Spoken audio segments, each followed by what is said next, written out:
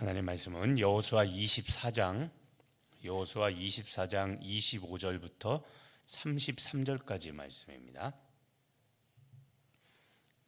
여호수아 24장 25절부터 33절까지 말씀. 찾으셨으면 우리 다 같이 한 목소리로 같이 봉독하겠습니다. 그날에 여호수아가 세겜에서 백성과 더불어 언약을 맺고 그들을 위하여 율례와 법도를 제정하였더라. 여호수아가 이 모든 말씀을 하나님의 율법책에 기록하고 큰 돌을 가져다가 거기 여호와의 성소 곁에 있는 상수리 나무 아래에 세우고 모든 백성에게 이르되 보라, 이 돌이 우리에게 증거가 되리니 여호와께서 우리에게 하신 모든 말씀이 이 돌이 들었음이니라. 그런즉 너희가 너희의 하나님을 부인하지 못하도록 이 돌이 증거가 되리라 하고 백성을 보내어 각기 기업으로 돌아가게 하였더라. 이 일 후에 여호와의 종 눈의 아들 여호수아가 110세에 죽음에 그들이 그를 그의 기업의 경내 딥낫세라에 장사하였으니 딥낫세라는 에브라임 산지 가스산 북쪽이었더라. 이스라엘이 여호수아가 사는 날 동안과 여호수아 뒤에 생존한 장로들 곧 여호와께서 이스라엘을 위하여 행하신 모든 일을 아는 자들이 사는 날 동안 여호와를 섬겼더라. 또 이스라엘 자손이 애굽에서 가져온 요셉의 뼈를 세겜에 장사하였으니 이곳은 야곱이 베크시타를 주고 세겜의 아버지 하물의 자손들에게서 산 밭이라. 그것이 요셉 자손의 기업이 되었더라. 아론의 아들 엘르아살도 죽음에 그들이 그를 그의 아들 비느하스가 에브라임 산지에서 받은 산에 장사하였더라. 아멘. 오늘은 여호수아의 이제 마지막입니다. 죽기 전에 여호수아가 했던 일들을 기록을 하고 있는데요. 자, 25절입니다. 오늘 첫 절 25절에 보면 그날에 여호수아가 세겜에서 백성과 더불어 언약을 맺습니다. 구약에 자주 등장하는 표현이죠. 언약을 맺는다. 자, 세겜에서 백성과 더불어 언약을 맺는데 그래서 그들을 위하여 언약을 맺으면서 율례와 법도를 제정합니다. 25절에 보면 언약을 맺는데 보통 언약을 맺는다는 것은 하나님과 이스라엘 백성들 사이에 맺는데 이 여호수아가 죽기 전에 맺는 언약의 특징을 보면 하나님이 없습니다. 하나님과 이스라엘 백성들이 언약을 맺는 게 아니라 여호수아와 백성들 사이에 언약을 맺는 겁니다. 자, 백성들 스스로 맺은 언약인데 그렇기 때문에 더 열심을 내는 게 있습니다. 그게 무엇이냐면 26절에 보면 여호수아가 언약을 맺고 이 모든 언약을 맺은 이 모든 말씀의 내용을 율법책에 기록을 하고 그 다음에 큰 돌을 가져다가 상수리 나무 곁에 세우죠. 여기 보면 큰 돌을 가져다가 새깁니다. 그리고 27절에 모든 백성에게 이렇게 말합니다. 자, 보라, 이 돌이 우리에게 증거가 된다. 자, 하나님과 백성들 사이에 맺은 언약이라면 하나님이 살아계시니까 당연히 증인이 필요 없죠. 그런데 이거는 이스라엘 백성들 스스로 맺은 언약이기 때문에 무엇이 필요하면 증인이 필요합니다. 증거라고 그러죠.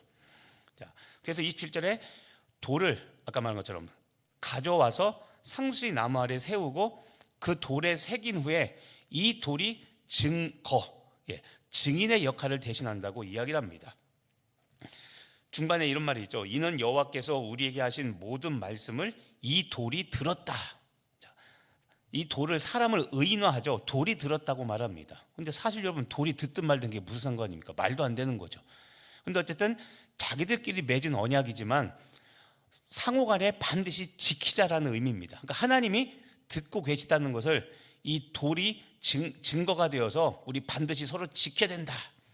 그래서 20절 후반절에 다시 한번 말합니다. 그런즉 너희가 너희 하나님을 부인하지 못하도록 이 돌이 증거가 될 것이다 라고 이야기하며 지켜야 된다는 것을 강조합니다.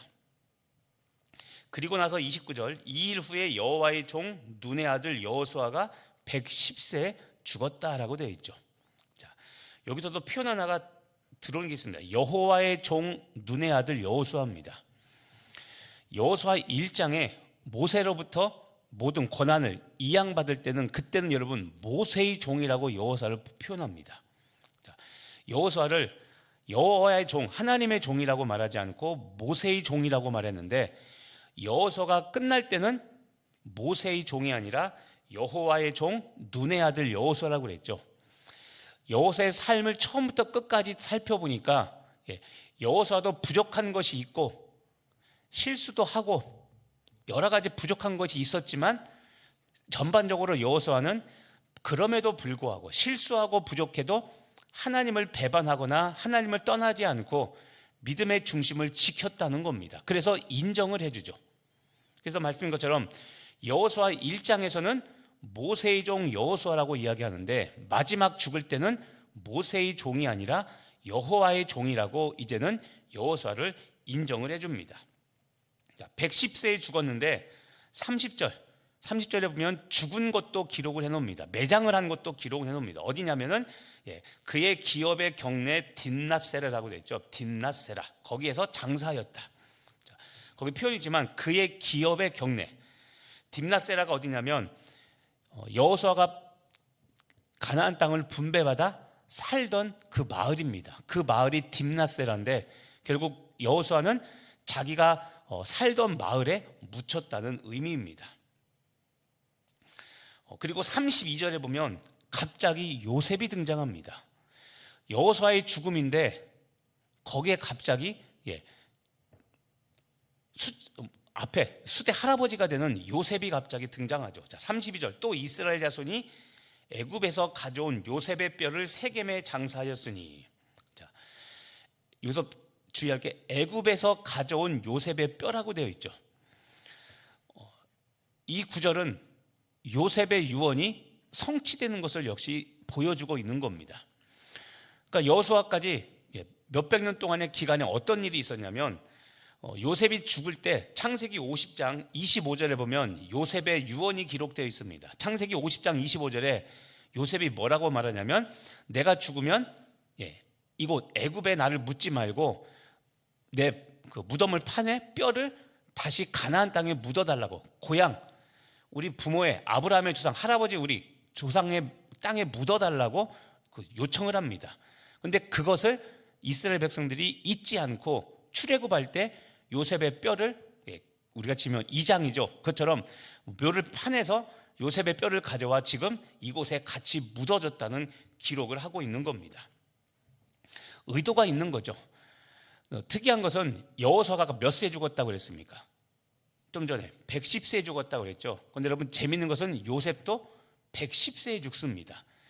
그러니까 둘 다 110세에 죽었다, 숫자를 맞추려는 것보다도 둘 다 처음과 나중에 믿음이 동일했다는 것을 보여주고 있는 거죠. 그리고 또 하나, 요셉이 애굽에 묻히지 않고 가나안 땅에 와서 묻혔다는 것은 또 하나 중요한 의미가 있습니다. 무엇이냐면, 여러분, 요셉은 애굽에서 직책이 무엇이었습니까? 애굽의 총리였죠. 이 말은 애굽에서 가장 성공한 사람이었습니다. 애굽 사람이 아닌 이방인이었는데 최고의 위치인 총리까지 올랐죠. 그러니까 애굽에는, 이집트에는 왕이 있었지만 왕이 실제로 정치하지 않았고, 왕은 상징적인 인물이었고, 실제 정치하고 나라를 다스리는 건 총리였습니다. 그런데 요셉이 바로 이 애굽의 총리 역할을 했죠. 근데 이겁니다. 애굽에서 성공했는데 애굽에 묻히기를 소원하지 않고 하나님이 말씀하신 약속의 땅, 가나안 땅에 묻히기를 원하는 겁니다. 그러니까 요셉은 애굽에서 성공했지만 애굽 땅에 소망을 두지 않고 하나님께 소망을 두고 살았다는 것을 보여주는 겁니다. 그래서 요셉은 죽어서도 나를 이 애굽 땅에 묻게 하지 말고, 만약에 애굽 땅에 묻었다면 애굽이 정치를 잘해서 나라를 잘 다스려서 7년 환란과 7년 풍년, 이것을 잘 이용해서 애굽 백성을 살렸기 때문에 위대한 총리로 기록되었을 겁니다. 그래서 사람들이 요즘으로 치면 묘를 만들고 사람들이 찾아와 참배하는 그런 위대한 총리가 되었을 텐데, 그 명예와 영광을 버리고 아무것도 알아주지 않는 가나안 땅에 가서 조상들의 땅에 묻히는 겁니다. 결국 요셉의 믿음도 여호수아와 같이 참된 좋은 믿음이었다는 것을 보여주고 있는 것이죠.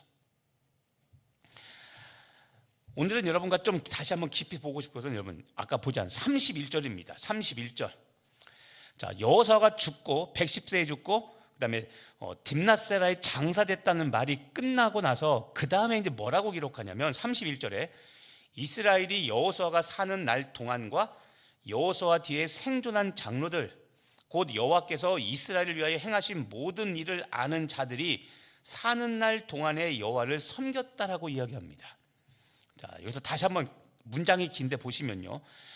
여호수아가 죽고 나니까 이스라엘 백성들이 자, 보시죠. 여호수아가 사는 날 동안입니다. 이게 앞에 문장이고 서술어는 여호와를 섬겼더라입니다. 자, 이스라엘 백성들은 하나님을 섬겼는데 어느 동안에만 섬겼냐면 여호수아가 사는 날 동안 하나님을 섬겼다는 겁니다. 자, 그리고 또 하나 여호수아 뒤에 생존한 장로들이라고 되어 있죠. 근데 이 장로들이 어떤 장로들이라면 여호와께서 이스라엘을 위하여 행하신 모든 일을 아는 장로들입니다. 여기서 또 주목할 것이 여호와께서 이스라엘 위하여 행하신 그 모든 일들을 아는 장로들이 생존해 있는 동안에는 여호와를 섬겼다는 겁니다. 두 가지입니다. 하나님을 이스라엘 백성들이 섬겼는데 하나는 여호수아가 살아있는 날 동안 섬겼고 또 하나는 그 여호와께서 이스라엘 백성들을 위하여 행하신 일을 아는 자, 직접 목도하고 경험했던 이 장로들, 리더들이죠. 이 장로들이 살아있을 때 그때만 여호와를 섬겼다는 겁니다. 뭔가 기분이 깨끗하지 않죠. 그렇죠? 바로 그겁니다. 자, 긍정적인 의미로 보면 여호수아가 사는 날 동안 이스라엘 백성들은 하나님께 순종하며 하나님을 잘 섬겼습니다. 그런데 부정적인 의미가 들어 있습니다. 무엇이냐면 여호수아가 죽고 나서 그 다음에 여호수아를 뒤를 이은 장로들, 리더들이 있는데 그 장로들 중에서도 하나님께서 어떻게 이스라엘을 행하셨는지를 아는 장로들이 살아있을 때만 섬겼다는 겁니다. 그러면 하나님이 어떻게 이스라엘 행했는지를 잘 모르는 장로들이 있을 때는 섬겼다는 겁니까? 안 섬겼다는 겁니까? 안 섬겼다는 것이죠. 그리고 마찬가지입니다. 여호수아가 생전에는 잘 섬겼는데 죽고 나서는 이스라엘 백성들이 아까 우리 언약을 오늘 세우는 것들부터 나오죠. 이 언약들을 잘 지켰다는 겁니까? 여호수아가 죽고 나서 안 지켰다는 겁니까? 안 지켰다는 것을 이야기하는 거죠. 이스라엘의 백성들의 믿음이 온전하지 않았다는 겁니다. 특히 여호수아가 사는 날 또는 그 장로들 중에 이스라엘 위에 행하신 모든 것을 아는 그 장로들이 있을 때만이라고 이야기하면서 기간을 한정하죠.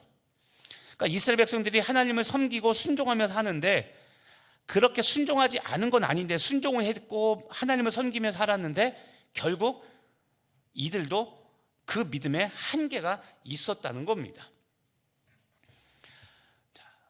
특정 기간 여호수아가 살아있는 동안 그리고 장로들 중에 하나님이 이스라엘에 행하신 것을 아는 장로들이 살아있는 동안만이라고 특정 기간에만 순종하고 특정한 기간에만 이들은 하나님을 섬겼다는 겁니다.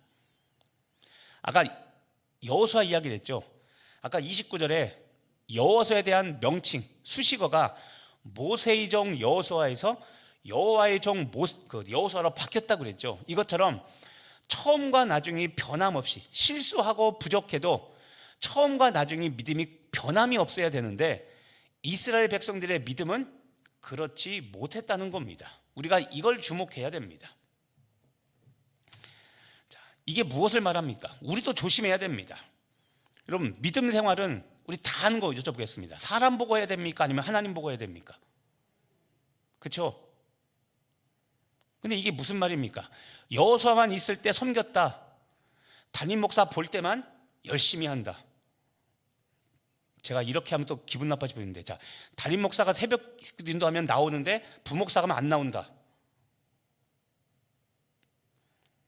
새벽 기도는 도대체 누구를 위한 겁니까? 담임 목사 눈에 보이라고 하는 겁니까? 아니죠. 담임 목사 휴가 가면 같이 가시는 분도 있습니다. 그래서 같이 휴가 간다는 게 놀러 간다는 게 아니라 다 쉽니다. 그냥. 자, 우리가 다시 정확히 봐야 됩니다. 아까 요셉도 아까 그 얘기했죠. 갑자기 요셉이 30 보면 그렇죠? 32절에 갑자기 요셉이 언급되죠. 요셉을 한 이유도 무엇입니까? 애굽 땅의 영광과 애굽 땅에서 죽어서도 명예를 누릴 수 있는데 그걸 포기하고 나 몇 파서 뼈 다 모아서 가나안 땅에 묻어져라. 요셉도 똑같죠. 하나님께 소망을 두고 하나님만 바라보고 신앙생활을 했던 게 요셉이죠. 근데 요셉은 처음에 믿음이 좋지 않았죠. 나중에 정신 차렸잖아요. 근데 어쨌든 하나님을 바라보는 신앙입니다. 자, 믿음 생활은 사람 보고 하면 안 됩니다. 장로 됐더니 권사 됐더니 주일 성수 그 전까지는 잘 지키고 11조 잘하고 모범이고 막 그런데 되고 났더니 안 한다. 이거 뭔가 문제가 있는 거 아닙니까?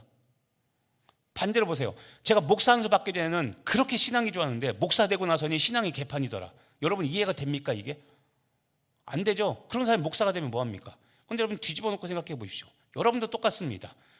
장로님 되기 전에는 권사님 되기 전에는 그렇게 신실한 종이었는데 되고 나더니 나 이제 될 거 다 됐으니까 나 부엌 봉사에서 빼줘.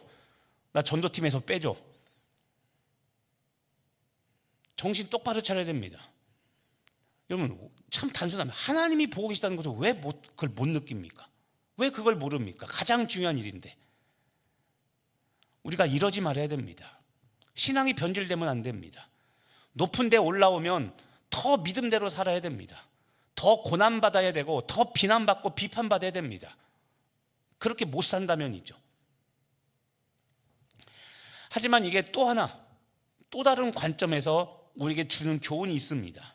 무엇이냐면 자, 여러분 오늘 여호수아의 마지막이지만 여호수아를 잘 생각해 보십시오. 이스라엘 백성들이 하나님이 명령했던 가나안 7족속을 다 정복하라고 했는데 자, 다 정복했습니까? 못한 데도 있습니까? 헷갈리십니까? 못한 데도 있습니다, 여러분. 속아서 계약에 속아서 정복하지 못한 데도 있고 겁나서 정복하지 않은 데도 있습니다. 그러면 여쭤보겠습니다. 하나님은 이스라엘 백성들에게 분명히 가나안에 들어가면 다 정복하라고 했는데 정복하지 못했습니다.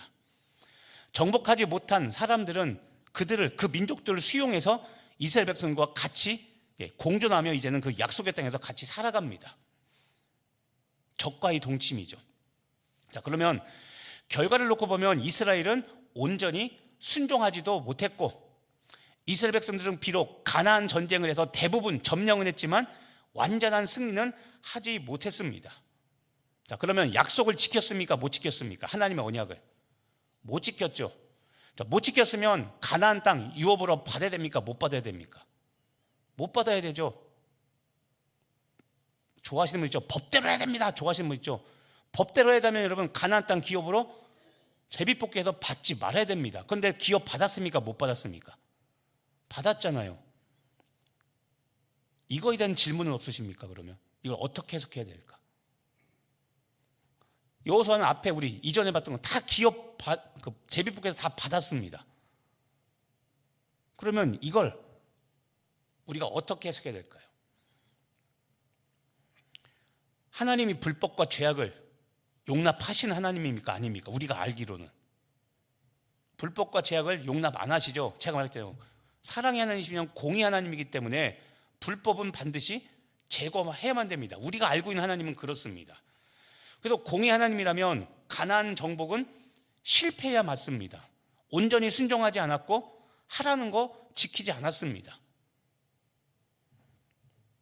그런데도 이스라엘 백성들이 가나안 땅에 정복을 해서 어쨌든 완전히 다 정복하지 못했어도 대부분 정복을 했고 그리고 땅을 배분받아 거기 정착해서 거주해서 살았습니다. 자, 이것이 보여주는 것이 무엇이냐면 여러분 하나님께서는 우리에게 완전함을 요구하지 않는다는 겁니다. 왜냐하면 자, 아시죠? 교리 중에 사람이 완전할 수 있습니까? 없습니까? 없죠. 우린 아무리 잘해도 99.9%입니다. 우린 100점이 될 수 없습니다. 우린 인간이기 때문에 신이 아니기 때문에 우리는 불완전합니다. 그런데 우리가 아는 것처럼 제가 항상 강조하죠. 하나님은 비록 우리가 부족하지만 주어진 상황에서 하나님의 뜻을 이루며 살려고 노력하는 그 마음을 하나님께서는 마음의 중심을 아시고 그 마음을 받아 비록 온전히 순종하지 못했지만 하나님께서 그것을 받아주시는 겁니다. 조심할 게 있습니다. 그럼 이 말을 하면 그럼 대충 살아도 되겠네요? 절대 그렇게 오해하면 큰일 납니다. 우리는 완전함을 향해 나아가야 됩니다.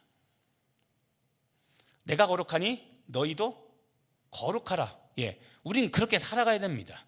그런데 그렇게 살아가려고 할 때 때로는 유혹에 쓰러질 때도 있고 욕심에 무너질 때도 있고 내 생각만큼 내가 못할 때도 있습니다. 그런데 그렇다고 해서 불법과 죄를 용인하라는 것이 아니라 그럼에도 불구하고 그렇게 불법과 죄악에 쓰러졌으면 회개하고 다 하는 말입니다. 내 노력으로 됩니까? 안 됩니까? 안 되죠. 그러니까 누구 의지해야 됩니까? 하나님 의지해야 되죠. 그런데 하다 안 되면 어떡합니까? 에이 나도 안 해. 하나님은 그걸 원하시는 게 아닙니다. 이스라엘 백성들은 비록 다 정복하지 못했고 불순종했지만 포기하지 않고 거룩함을 향한 하나님의 열정을 잃지 않았던 겁니다. 오늘도 그렇죠. 만약에 새벽기도 나와야지 했는데 못 나온 분도 있을 겁니다. 아니면 자고 눈 떠봤더니 5시가 넘은 겁니다. 끝장났네. 그러면 안 나오는 게 아니라 2부라도 나오면 되겠죠. 6시 반 새벽기도를 나오든 아니면 6시 반이 지났으면 집에서라도 침대에서도 기도하면 되는 거죠. 근데 기도 자체를 안 하죠. 오늘 늦었으니까 안 가. 우리가 어떻게 신앙생활인가를 다시 한번 보시길 바랍니다. 자, 다시 말하지만 대충 순종해도 된다는 이야기가 절대 아닙니다. 할 수 있는 데까지 최선 다하고 그냥 네 맘대로 살아. 그게 절대 아니라는 겁니다. 자, 오늘 말씀을 정리하면서 부족해도 마음의 중심을 아시는 하나님께서 책망보다는 선한 길로 인도하셔서 우리도 그 사랑 속에 살아가고 있다는 것을 잊지 마시기를 바랍니다. 여전히 부족합니다. 여전히 노력해도 안 됩니다. 그런데 안 되기 때문에 거기까지만 순종하고 사는 것이 아니라 그 다음에 또 그 이상을 살려고 더 거룩해지려고 우리는 그렇게 살아가야 되는 겁니다. 그럴 때 하나님께서 오늘 약속하신 땅을 비록 나는 순종하지 못했지만 아까 말한 언약을 맺었지만 그 언약을 지키지 못했어도 하나님은 나를 불쌍히 여겨주시며 나에게 약속하신 것들을 이루며 나에게 그렇게 살아가게 하시는 좋으신 하나님이십니다. 오늘도 그 하나님과 동행하는 여러분 되길 예수님의 이름으로 축복하며 기도합니다. 기도하겠습니다. 하나님, 여호수아가 오늘 죽음을 맞이합니다. 가나안 땅 정복을 다 마치고 땅을 배분하고 그리고 110세에 죽음을 맞이합니다. 그의 죽음은 부족한 것도 아니었고 그의 죽음이 안타까운 것도 아닙니다. 우리가 말하는 것처럼 사명을 다한 이후에 하나님의 부르심 받아 천국에 갈 것을 확신하기 때문에 우리는 그의 죽음을 안타까워하지 않습니다. 하지만 돌아보니 역시 우리는 부족하고 연약했어도 하나님께서 우리와 함께 하셨으며 하나님 끝까지 믿음을 지키고 살았던 여호수아였기 때문에 여호와의 종 눈의 아들 여호수아라는 수식어가 붙었던 것처럼 우리도 죽는 순간 많은 사람들로부터 여호와의 종 아묵의 성도였다는 이야기를 듣도록 우리도 그렇게 살아가는 우리 사명의 성도들 되게 하여 주시옵소서. 여호수아가 사는 날 동안에만 하나님을 섬기고 또 여호와께서 이스라엘 위에 행하신 모든 일을 아는 장로들이 사는 동안에만 여호와를 섬겼던 이스라엘 백성처럼 살지 않게 하여 주시옵시고 사람 바라보는 것이 아니라 하나님 바라보며 살아가는 믿음이 변치 않는 처음과 나중이 동일한 우리 믿음의 성도들 될 수 있도록 우리를 인도하여 주옵소서. 믿고 감사드리며 예수님의 이름으로 기도합니다. 아멘. 오늘 나에게 주신 하나님의 말씀 붙잡고 같이 기도하시겠고요. 12월 30일 오늘 2025년 마지막 날입니다. 저녁에 드려질 우리 송구영신 예배 수요 예배와 송구영신 예배 같이 겸하여 밤 11시에 드린다고 했습니다. 위에서 같이 기도해 주시고 오늘 가족 혹시 함께 있다면 우리 가족 복음화에서 같이 기도해 주시고 하나님 내년에 우리가 더 하나님께 가까이 가는 한 해가 되게 해달라고 기도하시고, 갖고 계신 기도 제목들 중보기도 대상자들 위해서 기도하시고 자유롭게 돌아가도록 하겠습니다.